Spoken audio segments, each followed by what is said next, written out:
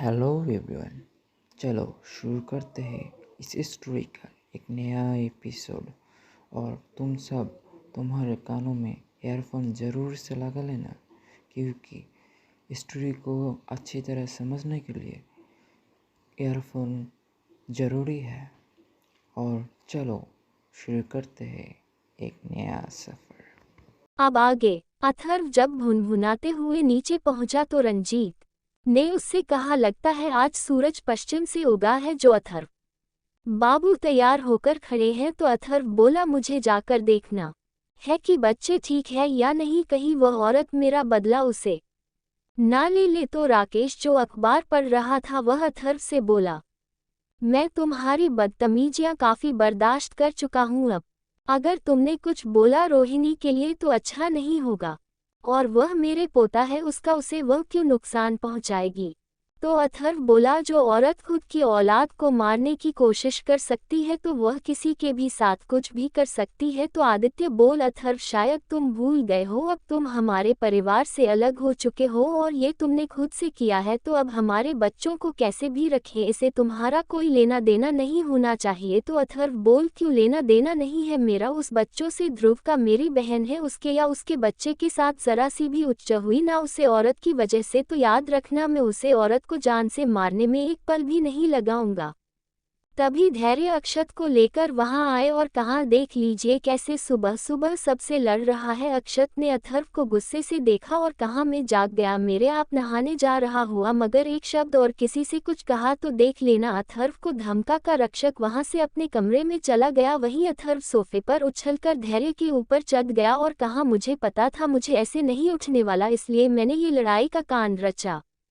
सब लोग हैरान नजरों से अथर्व को घूरने लगे, मतलब अक्षत को उठाने के लिए अथर्व झगड़े का नाटक कर सकता है। अथर्व मीनल जिसे बोला, दादी मेरी डार्लिंग बीवी सो रही है तो उसे बता देना कि हम ध्रुविका से मिलने जा रहे हैं, उसे खाना वाना सब अच्छे से खिला देना। तो मैं नजी बोली, अर्थ बेटा वह चीकू और प्रिया हवेली आएंगे ना, मतलब उनके लिए खाना मैं बनवा दूंगी। तो अथर्व बोला, दादी माँ पापा ललित पापा के यहाँ लंच करेंगे और मैं अपनी बीवी को भी वही ले जाऊंगा, आप परेशान मत होइए और अपनी असली बहू को लंच करवा देना। अथर्व ने राकेश को देखकर ताना मारा और वहां से चला गया। प्रिया जी और प्रीतम जी ध्रुविका से मिलने आए और फिर ललित जी के यहाँ लंच करके वापस दिल्ली चले गए। 2 दिन बाद ध्रुव का आयुष और बच्चे के साथ हवेली लौट आए। अथर्व को तो खिलौना मिल गया था, अब तो वह हवेली से बाहर खुद ही नहीं निकलता था कि अभी छोटे बच्चों को देखकर बहुत खुश थी। अथर्व उसके पास बैठकर बच्चे के साथ खेलते और किया को समझता कि वह सबसे बड़ी है तो उसे अपने सभी भाई बहनों को एक साथ बांध कर रखना है। हालांकि किया अभी अथर्व की बात नहीं समझ पाती थी, लेकिन आरती अथर्व की बातों को बखूबी समझती थी कि अथर्व क्या कहना चाहता है। उसने अथर्व को आश्वासन दिया कि वह जो चाहता है किया को वह वही सिखाएगा, वह कभी इस परिवार में किसी भी बच्चे को दूसरा अथर्व नहीं बनने देगी। तय हुआ कि 1.25 महीने बाद हवन करवा कर बच्चे का नामकरण किया जाएगा। अथर्व के पास भी इतने ही दिन बचे थे हवेली में, तो करणवीर जी ने अथर्व से कह दिया कि वह नामकरण से अगले दिन उसे ले जाएंगे। इसके लिए अथर्व भी तैयार था। वहीं दूसरी तरफ राधिका ने भी अथर्व के जाने के बाद जल्दी हवेली छोड़कर जाने का फैसला कर लिया था, जिसके बारे में फिलहाल उसने रीति को भी नहीं बताया था। इन बीते दिनों में उसका और वंश का काफी बार आमना सामना भी हुआ था, लेकिन उसने यही दिखाने की कोशिश की कि उसे अब उससे कोई लेना देना नहीं है। दिन तेजी से गुजर रहे थे, लगभग 1 महीना बीत गया था। अथर्व पूरा दिन बच्चे के साथ हुड़दंग मचाता रहता। उसने ध्रुविका के बच्चे को भी बहुत शरारती बना दिया था। वह 1 महीने का था लेकिन उसकी ग्रोथ बहुत अच्छी हो रही थी। अथर्व ने उसे अपने बनाए गाने भी सिखा दिए, जिन्हें वह अपनी आवाज में गुनगुनाता रहता था। आरती बड़ी खुश होती थी अथर्व की हरकतें देखकर। उसकी प्रेगनेंसी को भी 5 महीने हो गए थे। अथर्व उसके पेट पर भी हाथ रखकर बच्चे से बात करता तो वह भी हलचल करता। अथर्व छोटे बच्चे के पास रोहिणी को ज्यादा नहीं रहने देता था। शाम का समय अथर्व किया के साथ खेल रहा था क्योंकि छोटू सो रहा था। अथर्व ने बच्चों का नाम छोटू रखा हुआ था। तभी राकेश और बाकी सब लोग भी अपने अपने कामों से लौट आए। राकेश ने रोहिणी को आवाज दी और अपने कमरे में चला गया। रोहिणी भी पानी का गिलास लेकर चली गई, जिसे देखकर अथर्व किया से बोल पड़ी, भगवान आए हैं जो तुम भी आशीर्वाद ले लो। और किया भी मान गई। वह रोहिणी के पीछे लगकर उनके कमरे में चली गई। अथर्व ने हंसते हुए सामने देखा तो आदित्य और बाकी सब लोग उसे घूर रहे थे, तो वह सोफे पर लेट गए और बिहारी गाने चलाकर मटकते लगा। कुछ देर बाद अक्षत भी वहां आ गया। उसने अथर्व के गाने बंद कर दिया और मीनल जी से कहा, कल ललित पापा और बाकी सब लोग जो बच्चा होने के बाद लड़की के घर वाले दूबा पता नहीं क्या भेजते हैं वह लेकर आएंगे। तो आरती बोले, अरे वह जामन डाबरा होता है। तो अथर्व बोला, मतलब वह क्या होता है। तो आरती ने उसे सब कुछ समझाया और कहा, लड़की और उसके ससुराल वालों के लिए मायके से कपड़े गहने वगैरह आते हैं। तो अथर्व बोला, बताओ ये घटिया दिवस किसने बना दिया। एक तो लड़की अपनी जानकारी से लेकर बच्चा पैदा कर देती है, ऊपर से लड़के वाले उसके घर वालों को ही लूटते हैं। मैं दादू को कहकर इस रिवाज के खिलाफ कानून बनाऊंगा। तो अक्षत बुलाए, लड़की वाले अपनी खुशी से करते हैं, कल को आन्या बड़ी होगी तो तू भी तो खुशी खुशी यह सब करेगा। तो सब एक साथ बोले, यह आन्या कौन है। तो अक्षत बोला, अरे इसकी बेटी, माँ ने इसका नाम आन्या रखने का सोचा है। तो सब लोग हैरान हो गए। तभी आयुष बोल, और अगर लड़का हो गया तो अथर्व बोला, हूँ तो क्या दोबारा मेरी डार्लिंग माँ नहीं बन सकती। जब तक बेटी नहीं होगी हम बच्चे पैदा करते रहेंगे। तभी आराध्या नहीं उसे पर पिलो फेंक कर मारा। तो अथर्व हंसते हुए बोला, मैं मजाक कर रहा था। राकेश चुपचाप बैठा हुआ कुछ सोच रहा था। तो मोहन जी ने उससे कहा, क्या हुआ है राकेश। तो राकेश बोल, पापा वह जो शंकर राणा है ना, उसके दो बेटे हैं, काफी अच्छे लोग हैं, राधिका और रीति दोनों के लिए उन्होंने अपने बेटे का रिश्ता भेजा है। राधिका और रीति ने जब ये सुन तो रीति भले ही कुछ ना बोले, क्योंकि वह जानती थी उसके पापा के रहते उसके साथ जबरदस्ती नहीं होगी। लेकिन राधिका वह तुरंत मना करते हुए बोली, पापा मैंने कहा था ना आपसे कि मुझे कोई शादी नहीं करनी है। तो राकेश ने गुस्से से कहा, क्यों नहीं करनी है शादी, बताओ मुझे क्यों नहीं करनी। बात क्या है, 28 की हो गई हो, उम्र निकल गई तो कोई हाथ भी नहीं था मेरा, और तुम्हारे इंस्टीट्यूट का सपना भी वह पूरा करने के लिए कह रहे हैं, इससे ज्यादा क्या ही चाहिए तुम्हें।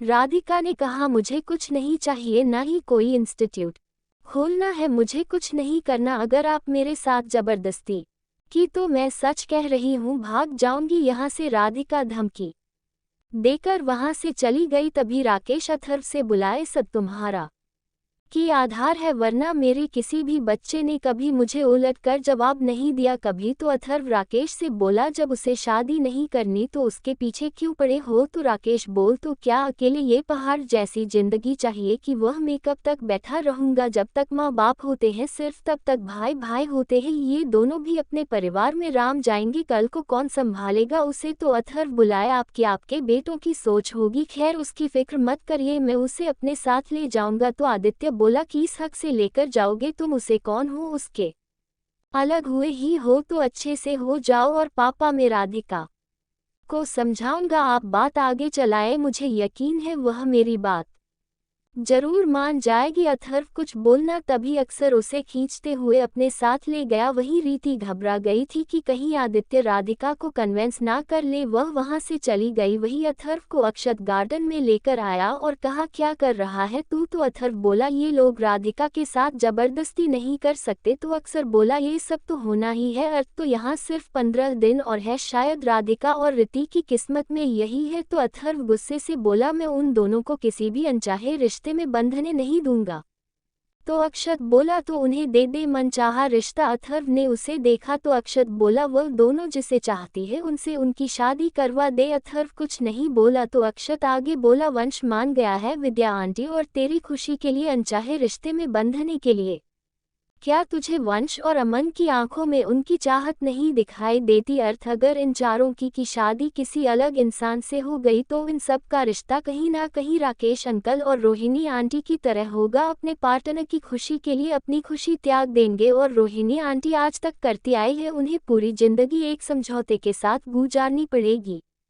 तो अथर्व बोला, और इन चारों की शादी करवा कर जो मैं इस अनचाहे रिश्ते से कभी निकल नहीं पाऊंगा, वह मैं भी तो इस परिवार से बंद कर रह जाऊंगा। तो अक्षत ने कहा, वह तो तू बंदा ही रहेगा, अर्थ क्योंकि ध्रुविका यहाँ रहेगी, दादी को तो खुद नहीं छोड़ेगा। और आराध्या, आरती भाभी, आराध्या का पूरा परिवार है, तू उसे तो उनसे अलग नहीं कर सकता है ना। जब इतनी सारी वजह है इस परिवार से जुड़ा रहने की तो एक और वजह सही अर्थ, बाकी तुझ पर कोई जबरदस्ती नहीं है। अक्षत अपनी बात खत्म करके जा चुका था, वही अथर्व अनजान नहीं था वंश और अमन की फीलिंग से। तभी उसकी घड़ी की लाइट जल उठी और डेविल बोला, अर्थ ऐसी बेवकूफ़ी मत करना, कितनी मुश्किल से पीछा छूटा है इन लोगों से। तो अथर्व बोला, तुम्हें इस मैटर में घुसने की जरूरत नहीं है, इसलिए वापस जाओ। फिर अथर्व कुछ सोचते हुए हवेली में अंदर चला गया।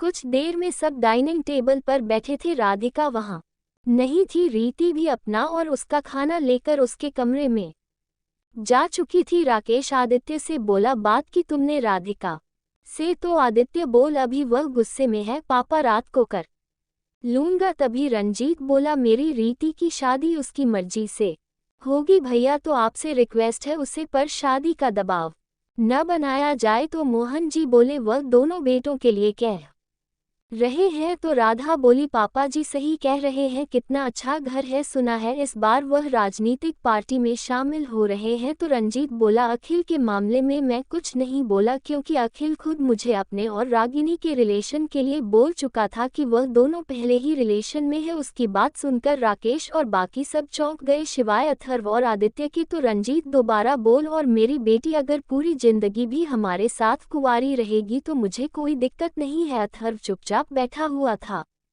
रात को राधिका अपनी सहेली से बात कर रही थी। वह उससे बोली, मैं अभी 15 दिन बाद आ जाऊंगी, तो तू प्लीज समझाना यार उसे, फ्लैट के ओनर को कहो तो मैं रैंक भिजवा देता हूँ। तब उसे लड़की ने कहा, बात रैंक की नहीं है राधिका, एक्चुअली वह जो लड़की उसे फ्लैट में रहने आ रही है वह उनके रिश्तेदार की बेटी है। लेकिन तो फिक्र मत कर, मैं कहीं और तेरे लिए जगह देख लेती हूँ। राधिका ने फोन काट दिया और खुद से बोली, लगता है मेरी जिंदगी में सुकून का एक पल भी नहीं है। बचपन में की गई गलतियाँ इस कदर मेरी जिंदगी पर कलंक लग जाएगी, मैंने सोचा भी नहीं था। तभी उसके कमरे का दरवाजा खटखटाने की आवाज आई। तो राधिका बोली रही थी, मुझे तुझसे कोई बात नहीं करनी अभी।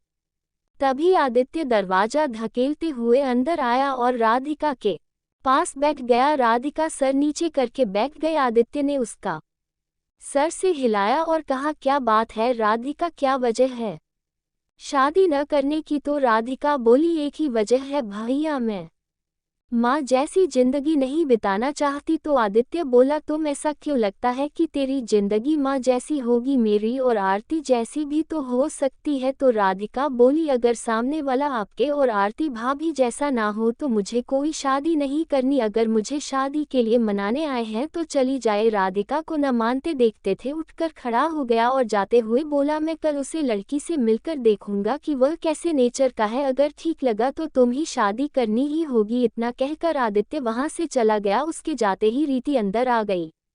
वही अथर्व अपने कमरे में बेड पर लेटा हुआ था। आराध्या उससे बोली, अर्थ कहीं राधिका किसी से प्यार तो नहीं कर दिया? अगर ऐसा है तो वह कभी किसी और से शादी करके खुश नहीं रह पाएगी। तो अथर्व बोला, तुम भी किसी के बारे में इतना सोचने की जरूरत नहीं है डार्लिंग, मेरी आन्या परेशान हो जाएगी, सो जाओ। उसने आराध्या का सर थपथपाना शुरू कर दिया, जिससे आराध्या जल्दी से सो गई। उसके सोने के कुछ देर बाद अथर्व कमरे से बाहर निकल गया और सीधा छत पर चला गया। अथर्व ने छत पर आकर विराट जी को फोन मिला दिया। कुछ भी सेकंड बाद ही सामने से फोन उठा लिया और विराट जी ने कहा, सब ठीक है ना बागर बिल्ले? तो अथर्व बोला, सब ओके है पापा, मुझे आपसे कुछ बात करनी थी। तो विराट जी ने कहा, चल बोल क्या बात है? तो अथर्व ने उन्हें सब कुछ बता दिया शुरू से लेकर, और फिर बोला, पापा मैं ऐसे ही टाइम से बचने के लिए इन सब को समझाया था, अब क्या करें? तो विराट जी बोले, सब खुश रहेंगे अगर। तो अथर्व बोला, यही तो प्रॉब्लम है पापा, यह आदमी नहीं मानेगा। तो भी पीछे से आवाज आई, मैं तैयार हूँ। अथर्व पीछे मुड़ा तो देखा राकेश उसके पीछे खड़ा था। अथर्व ने फोन काट दिया और कहा, और क्यों मानेंगे आप? जरूर कोई स्वार्थ होगा आपका इसमें, या फिर कोई चाल। तो राकेश बोला, मैं मेरी बेटी को खुश देखना चाहता हूँ, तुम लोग मुझे पत्थर दिल समझते हो शायद, इसीलिए राधिका मुझे अपने मन की बात नहीं बता पा रही।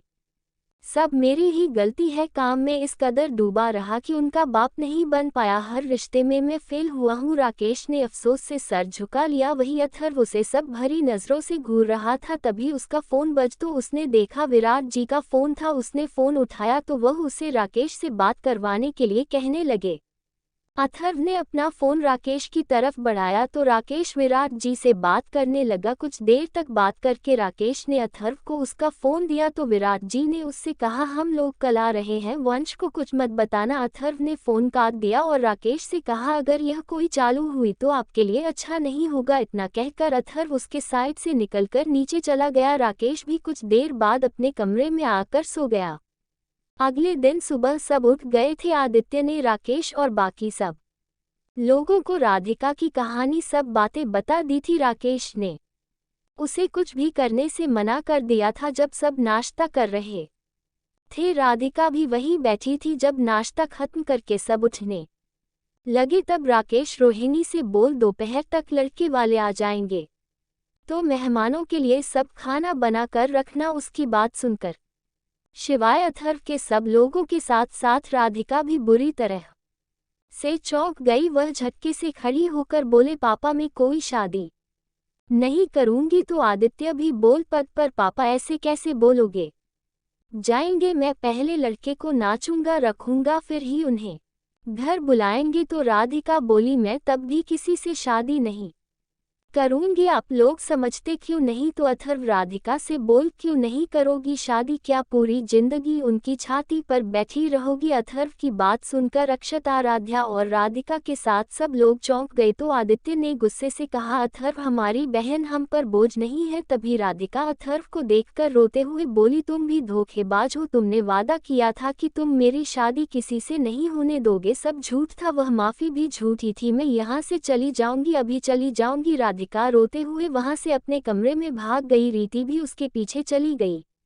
वहीं पीछे अक्षत ने एक बुक्का अथर्व को मारा और कहा मुझसे बात मत करना। इतना कहकर वह वहां से चला गया। तभी आराध्या भी उससे बोली तुम भी अंकल की तरह उसे पर दबाव बना रहे हो, तुम मेरे अर्थ नहीं हो।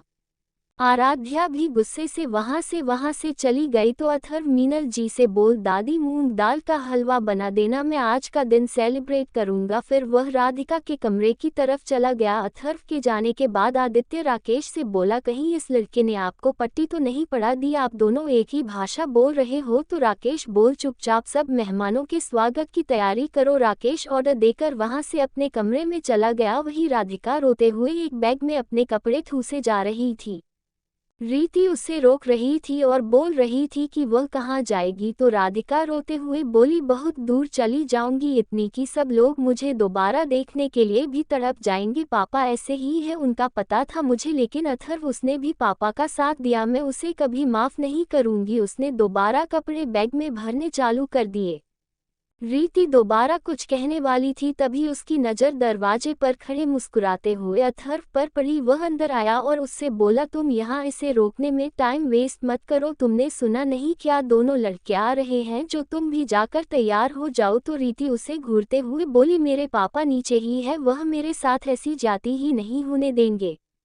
तो अथर्व बोला तो क्या तुम बेसिकली बनकर घूम होगी मेहमानों के सामने ताकि वह डर कर भाग जाए। रीति ने उसे घूर कर देखा और वहां से चली गई। वही राधिका दूसरी तरफ चेहरा फिरकर खड़ी रो रही थी। अथर्व ने उसके कंधे पर हाथ रख तो राधिका ने उसका हाथ झटक दिया और पलटकर बोली क्यों आए हो, यहाँ चले जाओ यहाँ से। मैं तुम्हारे कहने पर कभी वंश की तरफ पलटकर भी नहीं देखा, वह मेरे सामने होता था, उसके बावजूद मैं उसे इग्नोर कर देती थी। तुम नहीं समझ सकते, मेरे लिए ये कुछ महीने काटने कितने मुश्किल थे। खैर मैं तो तुम्हारे जाने के बाद यहाँ से जाने वाली थी, 15 दिन पहले ही सही में यहाँ से आज ही चली जाऊंगी, फिर तुम भी खुश, पापा भी खुश और वह वंश भी खुश, हटो अब मेरे सामने से।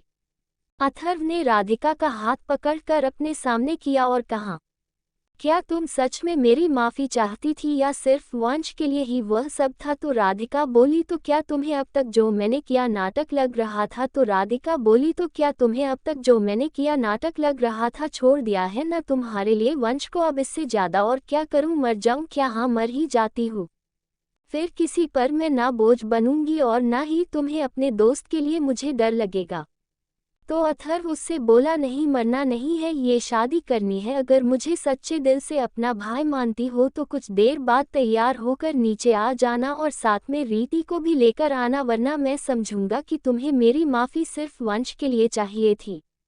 चलता हूँ, जब तुम्हारी माँ तुम्हें लेने आएगी तो उसके साथ शांति से खुशी खुशी नीचे आ जाना। तो राधिका अथर्व से बोली, तुम्हें पता है तुम बिल्कुल पापा की तरह हो पत्थर दिल। ठीक है, अगर तुम मुझे पूरी जिंदगी घुटते हुए देखना चाहते हो तो मैं नीचे आ जाऊंगी और कह दो नीचे जाकर पापा से मेरी हाँ है शादी के लिए जो, लेकिन रीति के साथ में किसी को भी जबरदस्ती नहीं करने दूंगी। अथर्व वहां से नीचे चला गया और मन में बोला, ये कुछ ज्यादा तो नहीं हो गया, लेकिन जब इन्हें पता चलेगा तो बाद में इससे ज्यादा खुशी इन्हें होगी। चलो अब जाकर वंश के मजे लेता हूँ। अथर्व हंसते हुए नीचे आया और आदित्य को घूरते हुए राकेश से बोला, आपकी बेटी मान गई है शादी के लिए।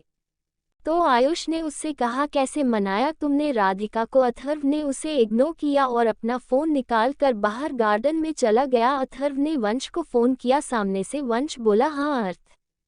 तो अथर्व बोला, सुन बे देवदास, आज राधिका और रीति का रोका हो रहा है तो हम सब मेहमानों के स्वागत के लिए तैयारी कर रहे हैं। तू भी अमन और लक्ष्य के साथ यहाँ पर आज तो वैसे भी संडे है, पापा घर पर ही होंगे तो तुम लोग वैसे भी फ्री हो यहाँ, अगर हाथ पर ही चला लो वरना इनमें जंग लग जाएगा, जल्दी आ जाना, बाय बाय।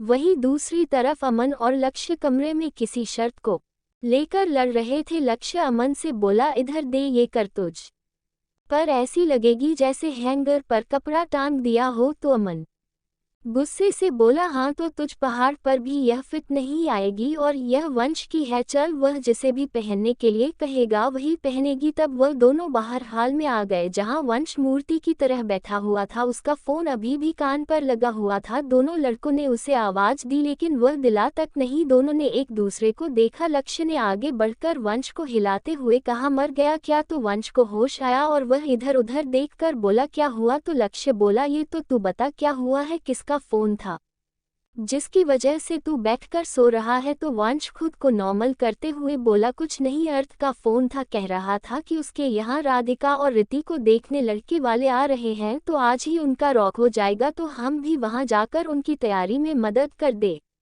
ललिता जी जो वहीं आ रही थी उन्होंने वंश की बात सुन ली थी तो वह उन तीनों को जाने के लिए कहने लगी। तभी लक्ष्य ने सबकी बात चली तो अमन बोल, जा तू ही फंसा ले। लक्ष्य खुशी खुशी वहां से चला गया। वहीं अमन वंश से बोला, चलना सबको बता देते हैं, अर्थ मान जाएगा हम दोनों के लिए।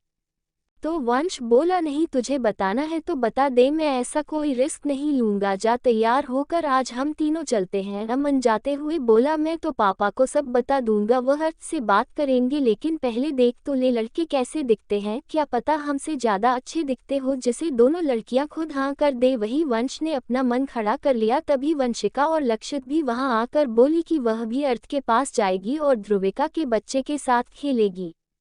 कुछ देर बाद वह पांचों हवेली जाने के लिए निकल गए। वहीं उनके जाने के बाद ललिता जी एक तरफ बैठे ललित जी से बोले, हम कब जाएंगे? तो ललित जी ने कहा, ना प्रीतम और विराट जब दोनों भाभियों के साथ आ जाएंगे तब उनके साथ चलेगी। ये खरबूजा तो बड़ा चांदार किस्म का है, बताओ सबके मजे ले रहा है, बहुत पिटे गए इन लोगों से।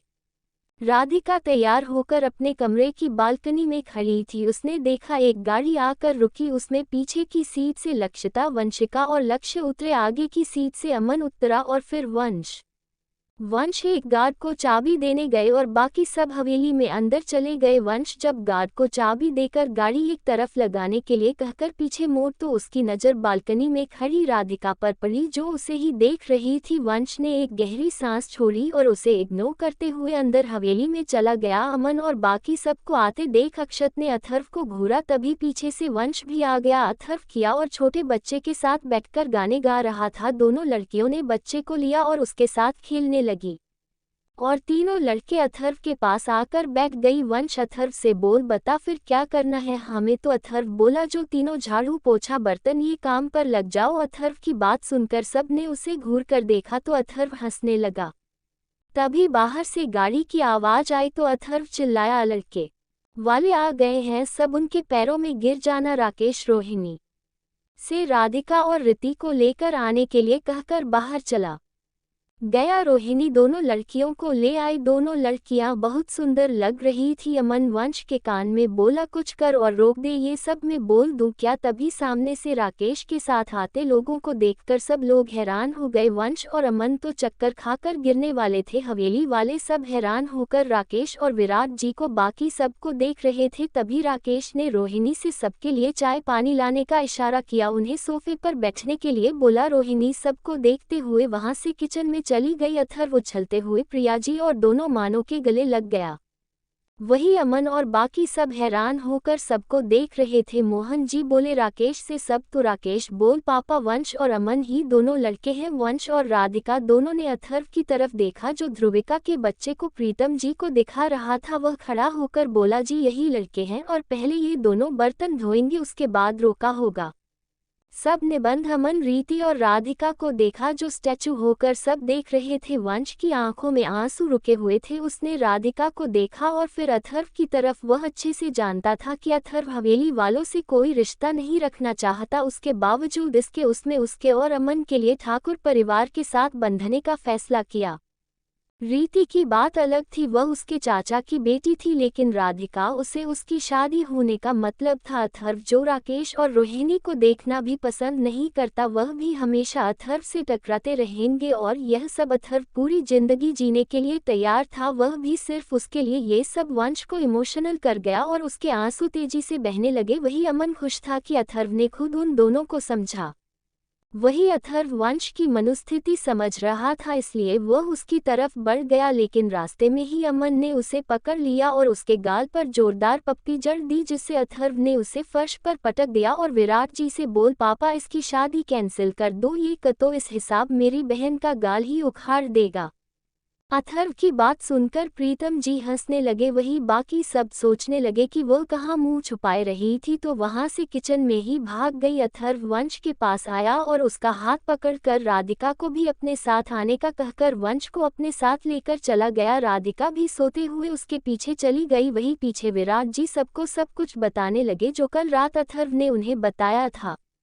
ठाकुर हवेली में हाल में बैठा पूरा ठाकुर परिवार हैरान रह गया था। राधिका और रीति वंश और अमन से प्यार करती है ये जानकर, और अथर्व उनके बीच में दीवार बनकर खड़ा था। तो राकेश दुखी होते हुए बोला, मेरी बेटी मेरी डर की वजह से इतनी मीना से घुट घुट कर जी रही थी। अथर्व सच कहता है, मैं कोई भी रिश्ता नहीं निभा पाया। तभी प्रीतम जी बोले, वंश और राधिका के रिश्ते को मानने के पीछे आपकी कोई चाल तो नहीं? राकेश ने उन्हें घर कर देखा और कहा, वह मेरी बेटी है, मुझे उसके लिए उसके लाइफ पार्टनर में क्या चाहिए था? वह अमीर हो, उसकी सभी ज़रूरतें पूरी कर सके, उसका सपना पूरा करने में उसकी मदद करे, बस, और यह सब है। वंश के पास तो मुझे कोई परेशानी नहीं है अगर वह दोनों एक दूसरे से प्यार करते हैं तो। प्रीतम जी बोले, और अथर्व के लिए ये कहना आप भूल गए? राकेश कुछ नहीं बोला। तभी रोहिणी और राधा सब के लिए चाय लेकर आ गई।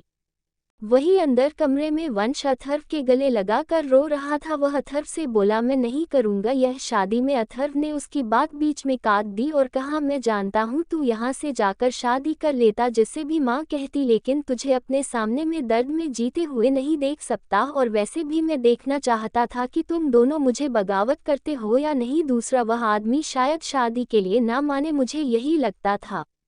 बस मुझे और कोई परेशानी नहीं थी, और सबसे अलग तुम दोनों किसी और से शादी करके खुश नहीं रह सकती, तो मैंने सोचा क्यों ना एक दूसरे से शादी करके ही तुम दुखी रह लो। राधिका अथर्व के गले लग गई और बोली, तुमने पापा को कैसे मनाया? तो अथर्व बोला, कल रात में जब विराट पापा को सब बता रहा था तब यह आदमी मेरे पीछे खड़ा सब सुन रहा था और वह आराम से मान गया, और मुझे क्या चाहिए था? अब चलो बाहर आ जाओ। अथर्व दोनों को छोड़कर बाहर चला गया। राधिका और वंश दोनों कुछ देर तक एक दूसरे को देखते रहे और फिर राधिका वंश के सीने से आ लगी। कुछ देर बाद वंश और राधिका एक सोफे पर और अमन और रीति एक सोफे पर बैठे हुए थे। विद्या जी ने दोनों लड़कियों का टीका किया और शगुन का थाल रोहिणी को दिया, और इस तरह ठाकुर और मल्होत्रा परिवार रिश्तेदार बन चुके थे। अथर्व अक्षत के पास खड़ा था। अक्षत ने उसके कंधे पर हाथ रखकर उसे अपने से सटा लिया। और कहा, गुड डिसीजन, इसलिए तू सबसे खास है मेरा बाबू। अथर्व ने उसे घूर कर देखा और ललिता जी के पास जाकर खड़ा हो गया। ललिता जी ने प्यार से उसका गाल सहलाया। कुछ देर बाद सब ने लंच किया। विराट जी बोले, पंडित जी को भी अभी बुला लेते हैं तो सगाई की तारीख तय हो जाएगी। तब अथर्व बोला, मैं निकाल दूंगा सगाई की तारीख, पंडित को जो पैसे देते हैं वह मुझे दे दो पापा, मैं पिज्जा खा लूंगा।